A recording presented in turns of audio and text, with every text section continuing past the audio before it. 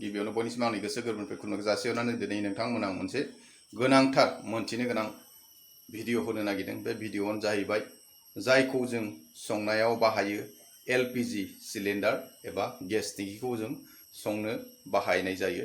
बे एलपिजि सिलिन्डारखौ अबे बाहायजायो अबे बाहायजाया आरो बेनि वेट लोगोसे अबेखौ बाहायोबा खैफोदाव गोलैबायनो हागौ। गोबां समाव खोनानो मोनो गेस टेंकि दिनै बेफ्रुनाय खामनाय बेफोरो किसुमान गाव गावनि भुलावबो जायो एबा मोनथियावबो जायो। दा नंखायनो नोंथांमोना बे गेस सिलिन्डारनि सोमोन्दै जुदि मोनथियाखैबा एबा बेनि सोमोन्दै जुदि मोनथिनो लुगैदोंबा नैबे भिडिअनि गेजेराव आं फारि फारि खोन्थालांगोन। गेसनि खालि टेंकिनि अजना बेसेबां, नेट वेट बेसेबां आरो बाहाय ABCD बिदिनो लिरनाय थायो बेफोरनि सोमोन्दैबो फोरमायगोन। लोगोसे गेस सिलिन्डार बाहायनायावदि जों सांग्रां जानांगौ दिनै बे गेस सिलिन्डारनि सोमोन्दै आं जिखिनि हायो थुलमुल साफ्रोमबो जाहाथे बर' रायजो राजाफ्रा मोनथिनानै लायो बेनि थाखायनो आं दिनै बे भिडिअखौ लाबोदों। नोंथांमोना नायलांदो, आं नोंथांमोननो फारि फारि खोन्थालांगोन आरो नोंथांमोना जाहाथे एसेबाबो मोनथिना लानाया गाहाम होननानै आं सानो। आं दिनै गंनै गेस टेंकि लादों। बे गंनै गेस टेंकि लानायनि जाहोनफोरखौ आं दा फारि फारि खोन्थागोन। दा बे गेस टेंकिनि दामखौथ' नोंथांमोना मिथिखागौ 836 थाखा दा। ओमफ्राय नोंथांमोना जेखौ गोथां मोनसे दङ बेयो जाबाय बिजनेसनि थाखाय दखानफोराव बाहायनो थाखाय। बेनि दामखौ आं मोजां मोनथिया दा। नैबेनि दामा दा 836 थाखा। ओमफ्राय बेनि नेट वेट बेनि अजना गासै बेसेबां थायो गेस थानानै बेनि अजना जायो गासै 29 केजि 700 ग्राम आरो बाहाय गेस थानांगौ गासै 15.5 केजि। नैबे लिरनाय थाबाय नोंथाङा 15.5 केजि गेस थायो बाहाय। बेनि खालि टेंकिनि अजना जाबाय नैबे नेट वेट 14 केजि 200 लोगोसे टटेल ग्रस वेट 29 केजि 700। बेखौ नोंथांमोना दा मोनथिबाय। बेनि खालि अजना जाबाय 14 केजि 200 आरो गेस सोनानै बेनि टटेल अजना जाहैयो 29 केजि 700 आरो गेसआ थायो बाहाय 15.5 केजि 15 केजि 500।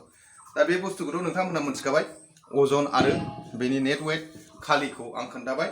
बेजों लोगोसे आं नोंथांमोननो दा खोन्थागोन नै A32 बे A32 लिरना दं।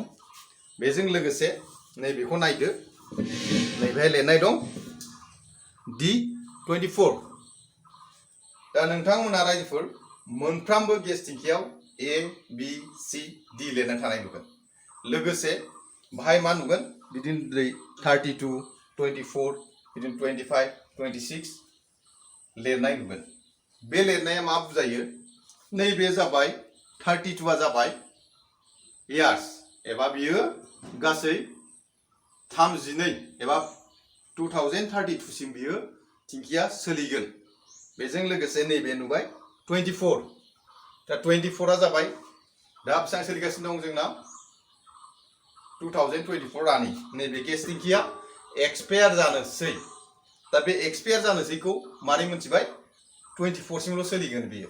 लोगोसे बाहाय लिरनाय दं D आरो बाहाय लिरनाय दं नैबे A। आं सिगाङावबो खोन्थाखादोंमोन ABCD बे मोनब्रै केपिटेल लेटार थायो। बे मोनब्रै केपिटेल लेटारा हयथ' गोबाङानो मोनथियाबा गोबाङा सोरबाफोर मोनथिनोबो हागौ।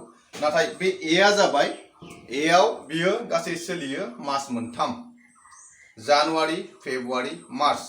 बे जाबाय A। नोंथांमोना जुदि A नुदोंबा टेंकियाव बे जाबाय जानुवारि फेब्रुवारि मार्चसिम। लोगोसे जुदि B लिरनाय दंबा टेंकियाव जुदि B लिरनाय दङबा एप्रिल मे जुन बे मास मोनथाम। जुदि टेंकियाव C लिरनाय दंबा जुलाइ आगष्ट सेप्तेम्बर बे मास मोनथाम। बेनि उनाव नैबे जाबाय D अक्ट'बर नभेम्बर डिसेम्बर बे जाबाय 2024 D माने डिसेम्बरनि उनाव बियो एक्सपायार जाबाय। बे टेंकिया 2024 D माने डिसेम्बरसिमाव जोबहैसिगोन। अक्ट'बर नभेम्बर डिसेम्बर Dआ जाबाय बे मोनथामखौ बुजायो। दा नंखायनो ABCD बे मोनब्रै केपिटेल लेटाराव मास मोनथामखौ होनाय जायो। Aआव मार्चसिम, Bआव जाबाय एप्रिल मे जुन, Cआव जाबाय जुलाइ आगष्ट सेप्तेम्बर आरो Dआव जाबाय अक्ट'बर नभेम्बर डिसेम्बर बे मास मोनथाम। दा नैबे सिलिन्डारा सोलिगोन 32 नि मार्चसिम ए लिरनाय दं नैबे 2024 नि डिसेम्बराव जोबहैसिगोन दा नैबे थिंखिया नोंथाङा 32 सिम बाहायनो हागोन नैबे थिंखिखौ एक्सपायार जानोसै नोंथाङा नै 24D तारमाने डिसेम्बरनि उनाव बे थिंखिखौ जुदि बाहायबायोबा हयथ' निश्चय माबा मोनसे प्रब्लेमाव गोलैनो हागौ दा नंखायनो गेस थिंखिनि एक्सपायार जानायखौ मारै मोनथियो बेखौ आं दिनै नोंथांमोननो खोन्थाबाय 24D डिसेम्बरनि उनाव जुदि बाहायोबा एक्सिडेन्ट जानाय एबा बेफ्रुनाय बा माबा मोनसे लिकेज जानाय बा माबा मोनसे खामनाय बेफोरबादिनि थाखाय रिस्क थायो दा नंखायनो गेस सिलिन्डारा अबेया एक्सपायार जायो बा अबेया सोलिला नोंथांमोना दिनै बे भिडिअनि गेजेराव हयथ' थुलुमु मोनथिबाय दा नंखायनो बेखौ मोनथिनाया गाहामथार ABCD लिरनाय थायो लोगोसे बेजों नोंथाङै सोलिबाय थानाय